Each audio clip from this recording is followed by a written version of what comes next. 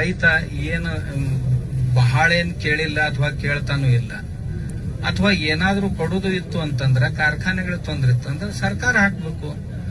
ಕೇಳಲಾರ್ದ ಬೇಕಾದಷ್ಟು ಭಾಗ್ಯಗಳನ್ನ ಜನರಿಗೆ ಕೊಡ್ತೀರಿ ನೀವು, ಆದ್ರೆ ರೈತನಿಗೆ ಕೊಡಕ್ಕೆ ಏನಾಗೈತೆ ಅಂತ ಒಂದು ರೈತ ಭಾಗ್ಯನೂ ಇರ್ಲಿಲ್ಲ. ಕೇಳ್ದನ ಏನೇನೋ ಕೊಡ್ತೀರಿ, ಅವ್ರು ತಗೊಂಡವ್ರು ಸಹಿತ ಅಂತಾರ ಇದು ನಾವು ಕೇಳಿರ್ಲಿಲ್ರಿ ಕೊಟ್ಟಾರಂತ ತಗೊಳ್ತೀವಿ ಅಂತಾರ. ಹಾಗಾದ್ರೆ ರೈತನಿಗೆ ಕೇಳ್ರಲ್ಲ.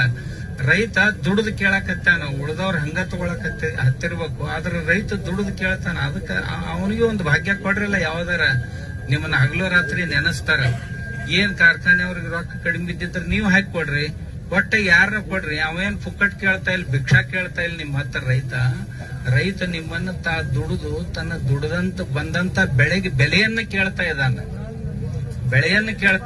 ಬೆಳೆಗೆ ಬೆಲೆಯನ್ನ ಕೇಳಕತ್ತ, ನಾವೇನ್ ಭಿಕ್ಷಾ ಕೇಳಕತ್ತಿಲ್ಲ ನಿಮ್ಗೆ.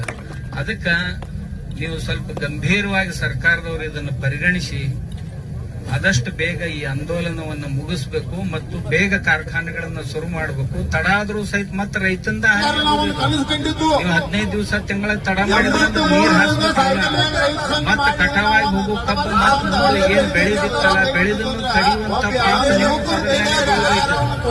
ಇದು ದೇಶದ